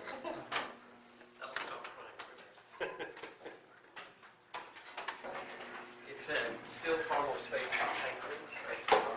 Oh, I see. It's spacious compared to tank. And so I was in, I was mostly in battle controls, or things called Saxons, or football foxes here. Yeah, they're like jails. So do the soldiers have to respond to the captain or not? Well, everybody responds to the captain. You have to respond to the captain. And the jail is actually run by the Marines, the same people who are running the security here for this area. The Marines provide security on the ship. And so you never want to make a Marine mad, okay? Because, for example, if they're moving prisoners around and you upset the Marine, guess what? You might be joining the prisoners. All right, so you don't want to make a Marine upset. Okay. So as you see, this is kind of an intimidating looking door with the warnings on it. This is the entrance, primary entrance for where nuclear weapons were kept. 1951 or 2, all the way up until 1970. Even when the ship was an anti-submarine aircraft carrier, they had the capability for a weapon known as the Mark 101 Lulu, which was a nuclear death bomb. If they detected, for example, a submarine was about to start launching missiles at the United States, they could send one of the helicopters or S-2 aircraft over and they drop out one of these Lulus, their name, and basically it would be an 11 kiloton charge. Pretty much if you get it in the vicinity of the submarine, you guarantee that that submarine was not going to be launching anything. Okay, so they were the ones that worked down here. They were kind of the techie nerds of their time, and they didn't really want them mixing with the rest of the crew. So in addition to working down there, they also lived down there. There's a berthing area that would accommodate about 20 people down there. They had interesting senses of humor. They would play jokes on the Marine. And one of the jokes that I've heard from multiple ships is that inside this hatch, they would set up a static electricity generator. They'd get the field going. The hatch would open up and the Marine would be here, and the technician is holding a fluorescent light bulb that's not hooked up to anything, but it's glowing brightly, okay, because it's in the field, okay, but the Marine doesn't know that. The technician says to the Marine, you see, we're pretty exposed in here, but then he hands the light bulb out, and because it's out of the field, it goes out, and the technician tells the Marine, you're still okay, okay? Takes the light bulb back, it lights up, hatch closes and the wheel spins, and basically the Marine is out here saying, I'm never, ever going in that place. Okay. Really, I've been through there. We're about to open that area up fairly soon for tours. I've even taken a Geiger counter down there before. There's no radiation down there. Everything's okay. But there are shops down there, instrument shop, battery shop. When you get down to actually where the weapons were kept, you also have a detonator shop, and it would take them about 24 hours to put one of these weapons together. Okay? And that was the job of the people down there, in addition to having a funny sense of humor. Eventually the weapons became fairly simple, and you didn't need a lot of instruments, so the sailors down there turned their instrument shop into a snack bar. Right, so it made more sense. Any questions about this at all? This was all tobacco back in the day. Okay, a lot of people on these ships smoked almost all the time, and so that was all tobacco. In fact, it was incredibly cheap. People that I knew serving back in those days, they could get a pack of cigarettes for 7 cents, and it could be even cheaper because what they would do is the ships would pull out, go away from the coast, and once you get, I think it's like 11 or 15 miles out, no more taxes apply. And so basically they take the ship out that far, they sell out everything that they have in here, and then the ship would turn around and come back into the States, okay, except that this area would be now empty. Okay. The ship would make an announcement, you know, when they crossed that line and people could start making those purchases. Okay. Let's go this way.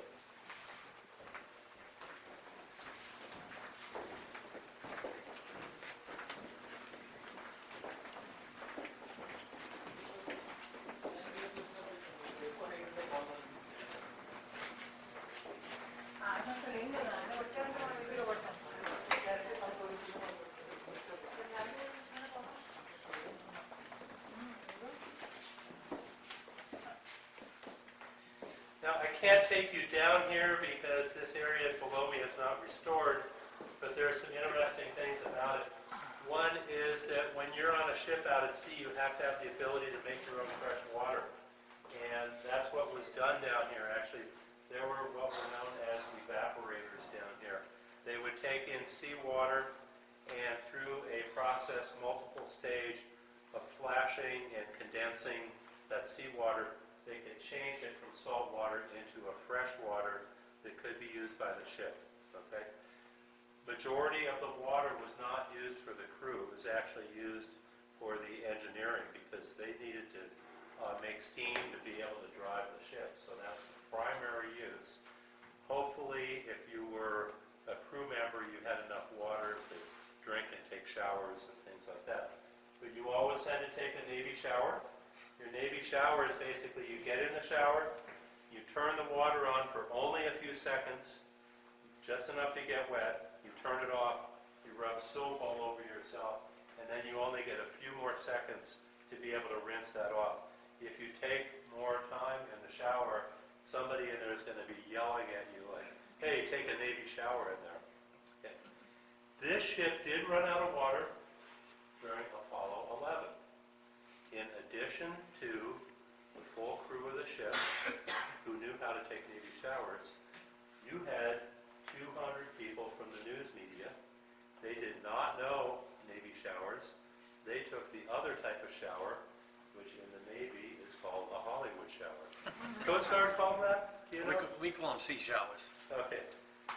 Anyway, so the ship ran out of water, and the captain of the Hornet, Captain Cyberlick, had to go and tell the news people, this is how you take a Navy shower, and there's no question of it. You have to do it.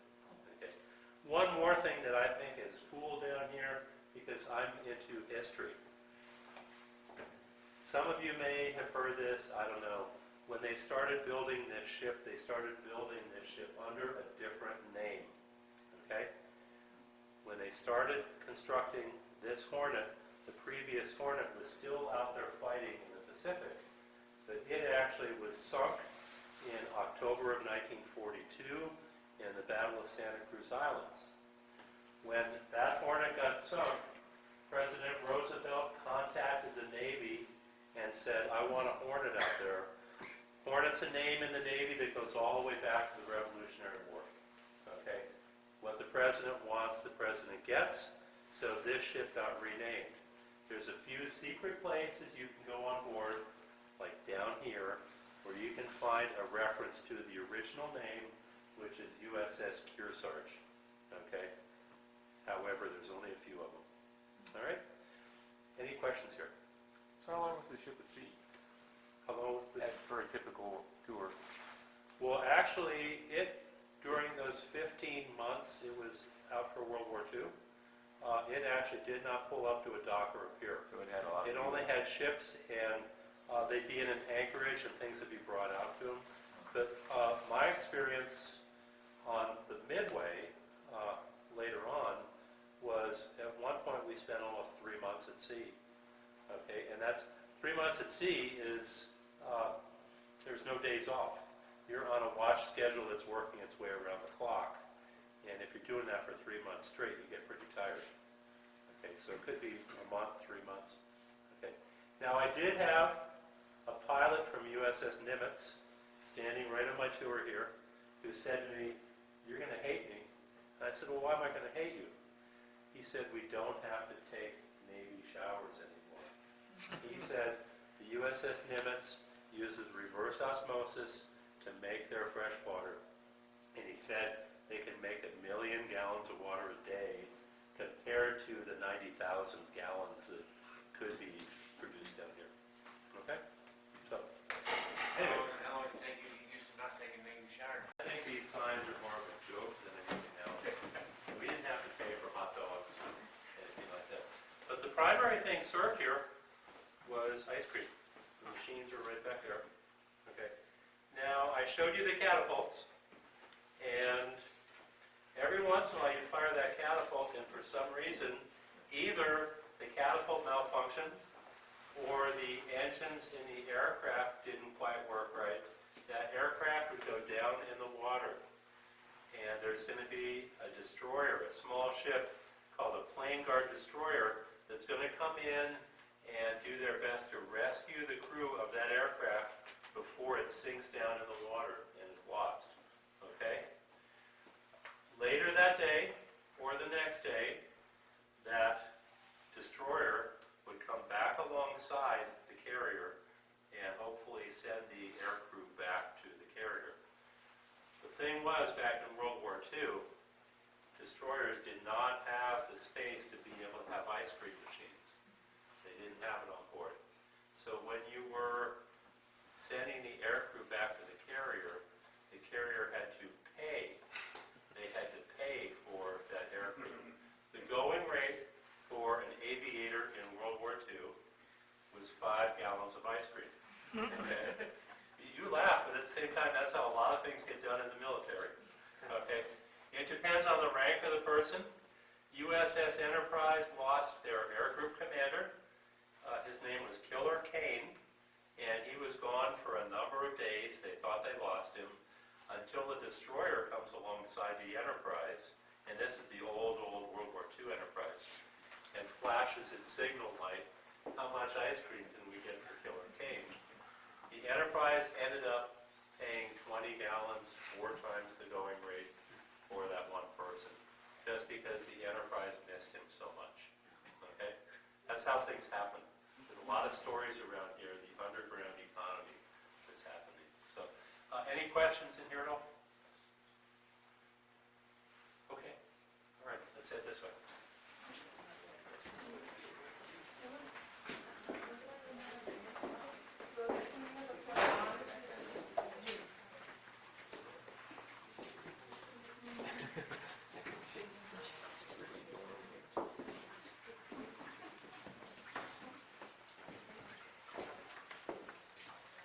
I have to do this. I have a gentleman from the Coast Guard.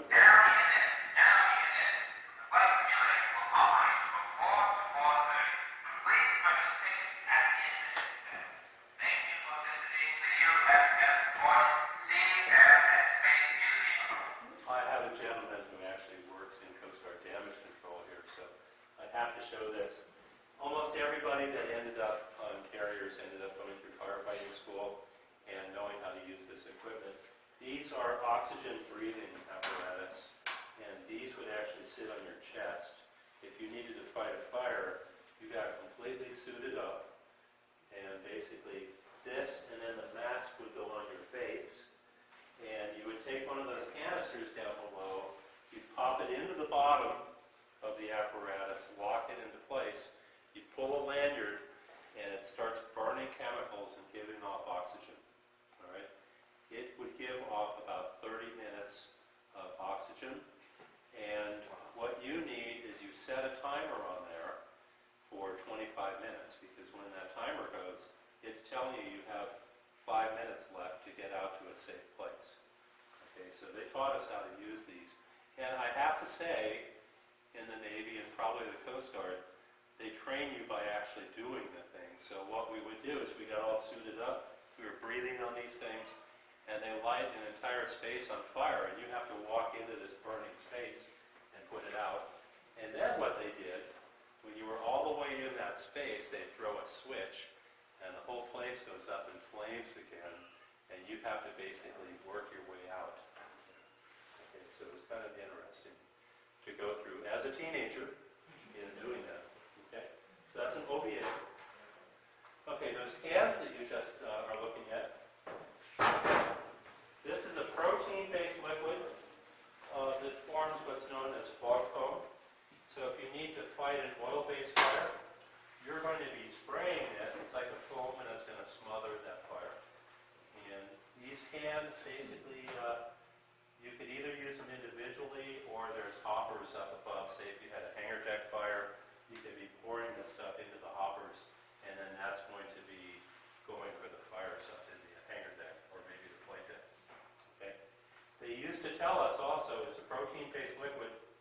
If you need to abandon ship, you could grab a can of this stuff and live off of it. But if you ever smelled it, I think I'd not want that alternative. Trying to get 10 guys on a life raft and live off of this would not be very good. Okay? It stinks. It really, 10 times worse than cod liver oil, if you know what that smells like. Okay. So, any questions? Burns too. If you got any open wounds, it hurts. Oh, does it? It burns, it stings. Yeah. Now, you would be working with SCBA now, right? Yes. Yeah. But when I first got in, I was using OBA. You would use OBA. Yeah. Oh, okay. That's the same stuff they use on crude tanks. I think fire trucks and stuff like that. That's pretty much the same stuff. Uh-huh. What the A triple F you mean? Yeah. Yeah. Yeah. Okay, fire room over here, we don't have time to go into it, but in the fire room, they were burning a very crude fuel oil known as bunker oil, and they were taking the water that was produced in the evaporators, turning it into steam, all right? The steam they were producing out of the superheater side of the boilers was coming out at 600 pounds pressure at 850 degrees Fahrenheit. And that's what would be going to the ship's engines and to the ship's generators to be able to make electricity. Okay? It's a really crude fuel. At room temperature, it's almost like a tar-like substance. You have to run steam through it and even heat it up to be able to inject it into the boilers. I mean, it's that bad. All right? Fuel economy of the Hornet. Do you think you're going to see that Energy Star sticker up on the ship? You're not. Okay? They calculated how far this ship went in World War II, and they calculated how much fuel was consumed, and they came up with the figure that this ship will go 24 feet per gallon. Okay. However, the ship's gas tanks for that bunker fuel would hold 1.6 million gallons, and so if you're economical with your cruising, like maybe 18 knots, 15 knots, you could go maybe 20,000 nautical miles. Okay. This ship served with Admiral Halsey in World War II. Admiral Halsey didn't go 15 or 18 knots anywhere. He was always chasing the Japanese anytime that he could, and so he was going 30 knots whenever he possibly could. Okay, fast. And so they went through a lot of that fuel. On the carrier I served on, we had a tanker alongside us about every third day. It was basically, refilling our tanks, not only for the fuel for the ship, but also for the aviation fuels you would need for the aircraft as well. Okay. So, extremely hot down here too, by the way. As you go by, you'll see that the sailors gave this place a name, Hell's Half Acre, and that's an appropriate name. Upper level, where the check valve person for the water level in the boiler would have to sometimes be working, might be 120 degrees. Okay, so not fun. So let's go over here. Okay, top-down view of the ship. If you look at it, the entire outer hull is ringed with tanks and voids. That's a protective feature for the ship. Not only do these store things like your fuels or water, or just have air in them, but also in World War II, imagine there's a torpedo coming into the side of the ship. Now that you have armor on the outside of the ship, but you have 20 feet of tanks, 5 tanks deep, that torpedo would have to penetrate before it actually got into these critical spaces. Critical because your engineering and your weapons storage is all in here. Okay? So basically, this provides a lot of protection for the ship. Overhead, you also have the foredeck and the hangar deck, which are armored decks, and you're not supposed to be able to penetrate those with anything up to a 1,000-pound bomb. So basically, you have overhead protection and side and a little bit of protection underneath. Okay? So basically, very, very protected. That's your steering area. That has an additional 4 inches thick of armor around the steering box right there. Okay. The weakness of this type of ship is, anyone know what the flight deck is made out of? Wood. Teak and Douglas fir. You drop a bomb on that flight deck, chances are it's going to go through. It goes down to the hangar deck. Hangar deck is armored. Bomb goes off. That's where you're actually fueling and you're arming the aircraft. There were some ships like USS Franklin of this class in World War II that had infernos because basically those bombs went through into that hangar deck. Okay? Sailors have a lot of superstition, and you can have a concept of a lucky ship or an unlucky ship. This ship, the Hornet, was a lucky ship. The Franklin was an unlucky ship. Not only in one case did they take bombs off the coast of Japan, they came back, got repaired, went back to Japan, and at that point then they took kamikazes, and the same thing happened to them. But because of the design that we see here, even though they had the major attacks on the ship, every ship survived. Okay, 24 of these were built in World War II. None of them were sunk. Okay, of this class, the Essex class. Okay. By the way, a bunch of the work done building these ships, female labor. Okay, Rosie the Riveter is one of the welders and all, because a lot of the guys were overseas fighting, so the industrial workforce kind of opened up a little bit during that time. Okay. And how much time does it take to build a ship? This particular one was 15 months. Yeah, it took a while. Nowadays, the latest one that they built, USS Gerald R. Ford, I think it's 5 years. And last I heard was something on the order of $15 billion. Now, I should have mentioned when I was in Catapult that Gerald R. Ford has a unique way now of launching aircraft. Instead of using hydraulic like we have, or later ships have steam, okay, Gerald R. Ford is using magnetism, magnetic induction in a ram underneath the deck, and that magnetic ram is throwing the aircraft off the ship. Okay, so pretty cool. I mean, it's next generation catapult. Okay. Is it nuclear powered? Do we have nuclear powered Oh yeah. aircraft carriers? Yeah, no, they're all nuclear powered. Now the big ones are all nuclear powered. Yeah, yeah. So after, 1964, that's when the Enterprise came in, the first nuclear powered aircraft carrier. Most of the large ones after that involved in nuclear. And the Enterprise and the nuclear ships, pretty much, in terms of fuel, they can operate for something like 20 years on a fuel load before they have to go back in and be refueled. Instead of us on ships like this needing a tanker to come out, every few days to be able to give you more fuel. Okay. Let me show you something else here. We're right here in this diagram. We're going to go down into the forward engine room and looking primarily at the number 1 engine right there and that generator right there. As we go down, we're going to be going below the water line. You see that heavy dark line right there? That's the water line of the ship. And so we're going to be below the water. Now you're in my kind of territory. Spend an awful lot of time in these places.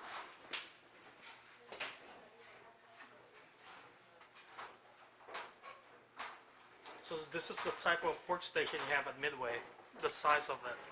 Well, on the Midway it was a little bit different because what happened was each engine had its own engine room.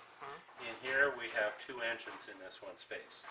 Okay, Midway was a little bit more of a what they call a battleship design.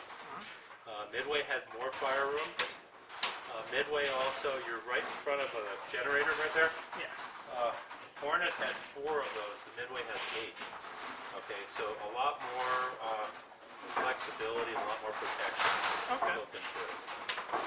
The problem was the Midway got designed during World War II, and the aircraft carriers were taking such a beating that basically they knew they had to go to a more robust design to be able to withstand the attacks that were going on. Okay. Okay, so everybody come on over this way. We're going to talk for a minute.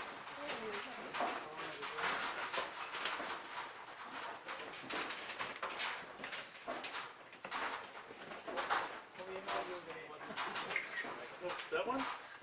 That's, how long ago? 10 years. Yeah, I started working here about 10 years ago. Okay, we have everybody down? Okay, very good. Welcome to the engine room. Where you are standing now, you're maybe about 20 feet below sea level. Okay, we're standing in front of one of the ship's 4 main engines, also known as Shirley. Sailor artwork. Shirley was a lady in the Philippines that a sailor really liked, and so the sailor came back on board and painted her name on the engine. And if Shirley is still around, and I hope she is, I don't know if she knows she has an engine named after her, but she would now be a senior citizen in the Philippines. Okay?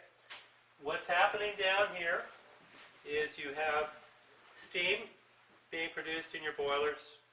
coming to your high pressure turbine at 600 pounds and pressure in 850 degrees.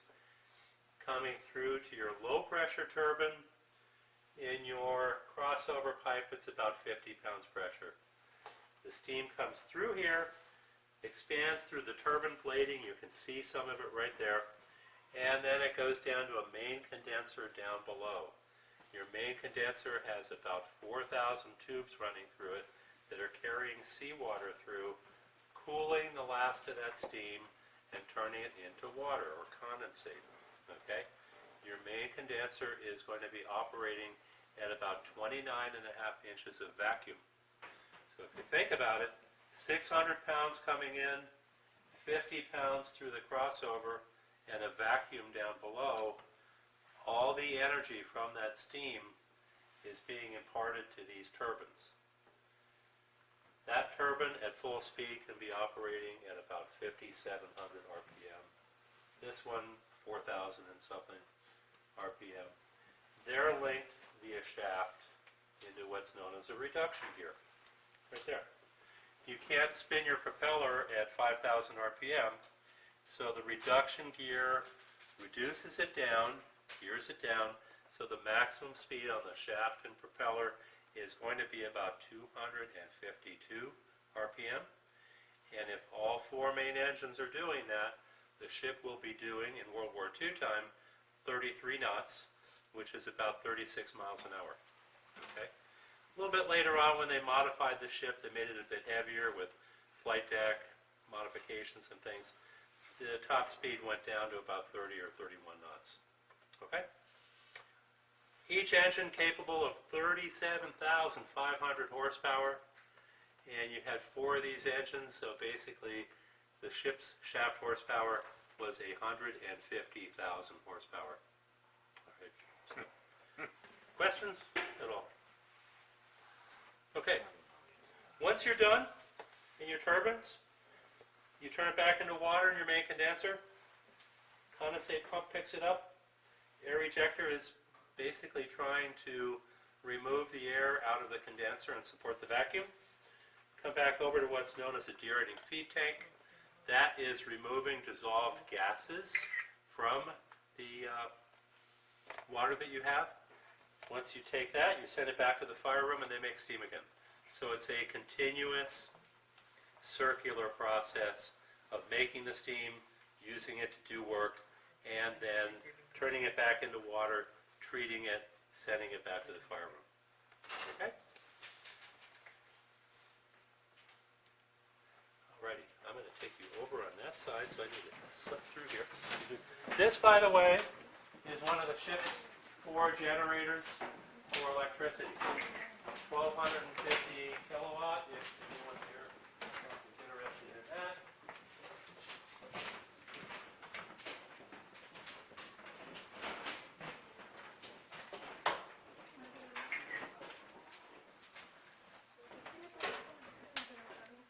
Okay. If you've been up on the bridge tour, you would have seen engine order telegraph. Right? Your lee helmsman is there, and when they want to make speed changes, what they do is they grab the handles on top of that, and they'll go ahead and they'll make the change. They'll go through multiple passes, because when they make a pass, what happens down here is it's ringing the bells. It's telling the throttleman, who's right here, there's a change. The throttleman's going to come over to the engine order telegraph, meet whatever the change is, acknowledge to the bridge, and come here to the throttle and be emitting more or less steam to meet whatever the change is. Okay? You can't make this change instantaneously. You have to keep your steam pressure consistent. If you come over here, for example, and they say slow down or stop, and you have a inexperienced throttleman and they do this, that steam has nowhere to go. The safety relief valve starts blowing open on top of that boiler. They shut the boiler down. This whole area goes dark. It'd be the responsibility of this poor person. Similarly, if they call down here and they say go fast, and this person doesn't think about it, what's going to happen is your steam pressure is going to drop, 590 pounds, you lose your generator. Once again, everything goes dark. It's all on the shoulders of this poor 18-year-old that's right here. They could shut down this part of the ship. So hopefully they have enough training to be able to not do that, and enough supervision. By the way, the little desk or table where you are right there, that would be where the engineering officer of the watch would have been. And it would have taken a total crew of about 9 people underway to be able to operate this engine room, both engines. Okay, and there is a level below us too. There would have been a couple people down there in addition to the 7 that were working up here. Okay, people as they're coming through here. People work on a watch schedule around the clock, and so they had to keep this open most hours. They'd open up here for breakfast around 4 in the morning, and they'd work their way through lunch and dinner. And for those people coming on watch at midnight or getting off watch at midnight, they'd have what were known as mid-rats or midnight rations. So basically, they wouldn't stop serving here around 2 o'clock in the morning. And then they're up running again about 4 o'clock in the morning. Okay. And the mess deck's back behind me. I don't think we'll go there because it's getting late in the day. There's 3 separate compartments of seating over there for the sailors to be able to eat, sit and eat. Okay. Food was generally pretty good, but it depended upon how long you were out at sea. After a week or 10 days, just about everything that was fresh went away. Okay, you lose your fresh milk, you lose your fresh eggs, fruits and vegetables. You end up with powdered milk, powdered eggs, things out of cans, things that are frozen, beans, things like that. So, but then it doesn't really change much until you get back into your next port, which could be a long time. So, hopefully you've got some good cooks able to at least improvise a little bit. Okay. This also, I'm going to give a little bit of an advertisement, especially if any of you know any youth. We do overnights on board, and this is the chow line. We actually feed people here. On some weekend nights, we have up to 500 people sleeping on board. I'm part of the group that does that, and this is one of the lines where we actually feed people. So if any of you are interested in doing a night on the Hornet, or if you know any youth that might want to do that, feel free to send them in our direction.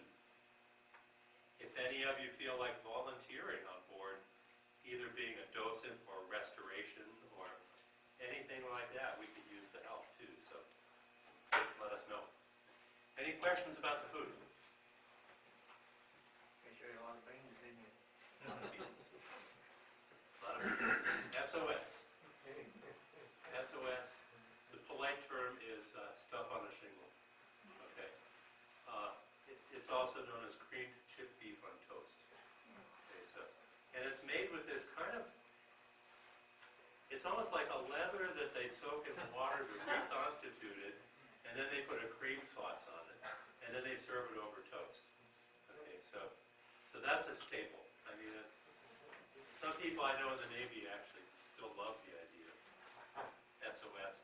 I can't get my wife to even think of the idea of trying it in our house. Okay. All right, let's go around the corner just one more spot.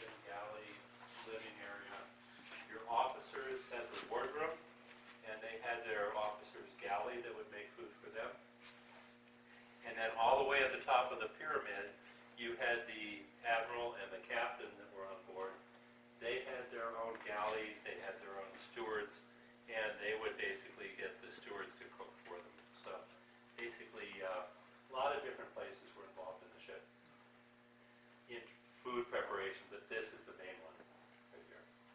Okay. Breads, pizzas, pastries, all that type of thing. There was a Hornet captain who really loved donuts. At that time, the deep fryer was put in over in the corner. So the ship was capable of donuts at that point. Okay. Any questions about the bakery operation? Deep fryer, mixer, slicers, Do you have donuts on your ship? pardon me? Do you have donuts on your ship? Oh, yeah, please. There were donuts. Yeah. Warming ovens. Dough kneader that scares me. Okay, I wouldn't want to be anywhere near this thing when it's spinning around because it could probably pick you up and bring you in. Okay. So it